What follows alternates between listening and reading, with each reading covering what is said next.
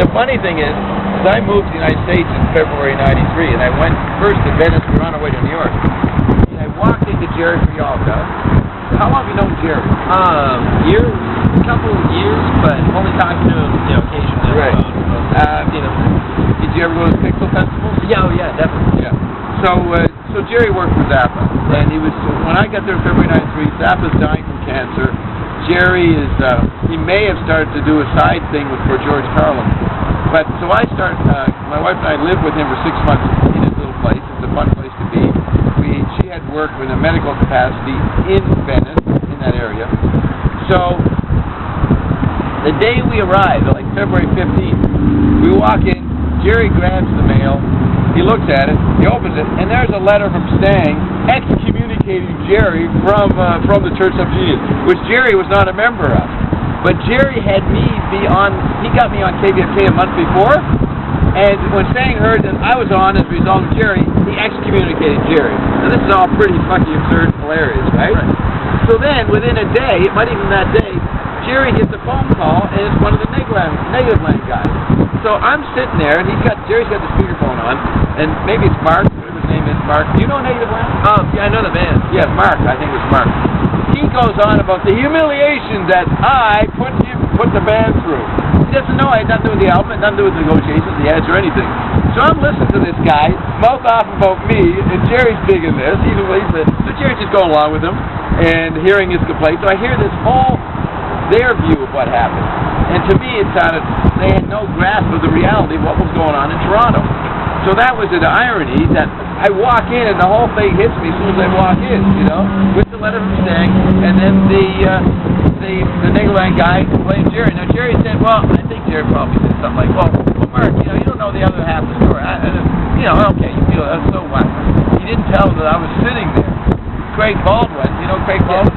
He shows up 2 years later. I think it was about 2 years later, and I was at Jerry's visiting him, and he wants to interview me. So he does, and we tape that. Then after, I tell Craig, who's a good friend of the Negativland guys, about the funny thing about 2 years before when I heard Mark complaining, and Mark didn't know I was sitting there listening. So we ha about that, and Craig laughs on it. He probably goes back, that fucking Dobbs guy, he ripped you up, man. He was there and you didn't even know. Jerry, they're criminals. Who knows what Craig said? But Craig's cool. I mean, he's a friend of Jerry's.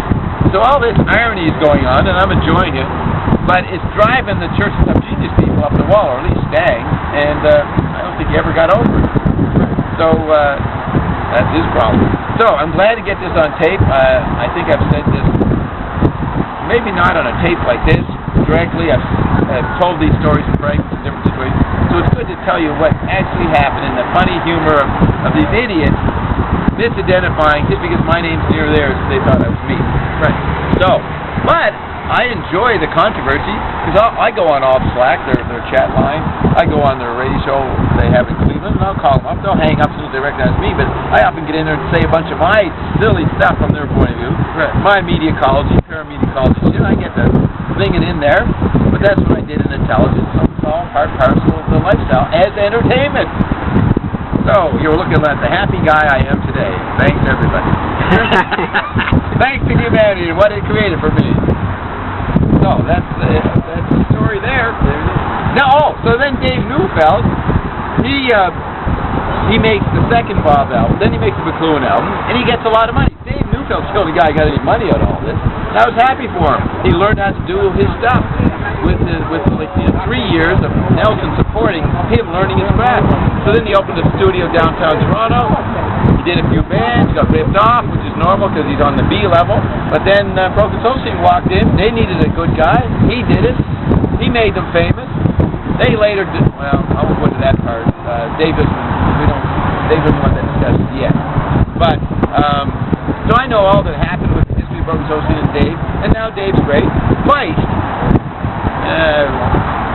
Emily Haynes. What? Yeah, Feist and Emily Haynes, I think her name, came out of Feist. Now, Emily settled with Dave.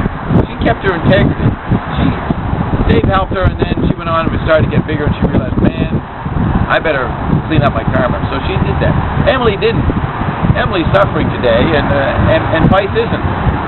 they made their peace with Dave, which is, I would say, making a peace with me.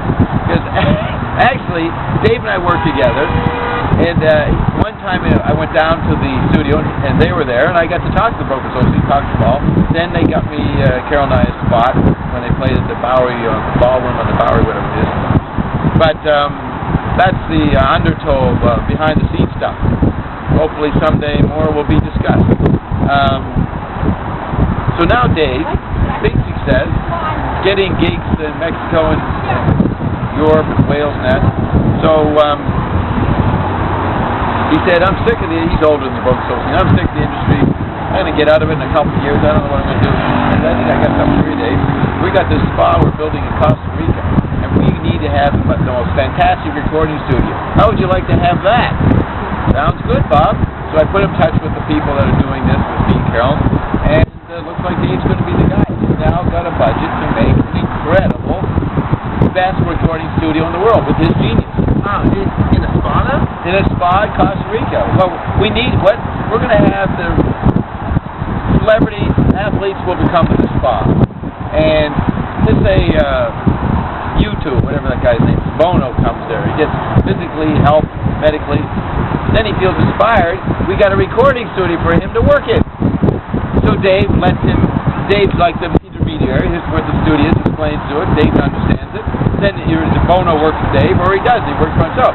If Dave doesn't work with Dave, goes over to the other studio with me, and we broadcast stuff. Because we did that at CKLN. So we're going to redo our radio thing and continue the revolution that we started 30 years ago, which you're witnessing right now. And he's part of it. He's part of one section of it, subsection.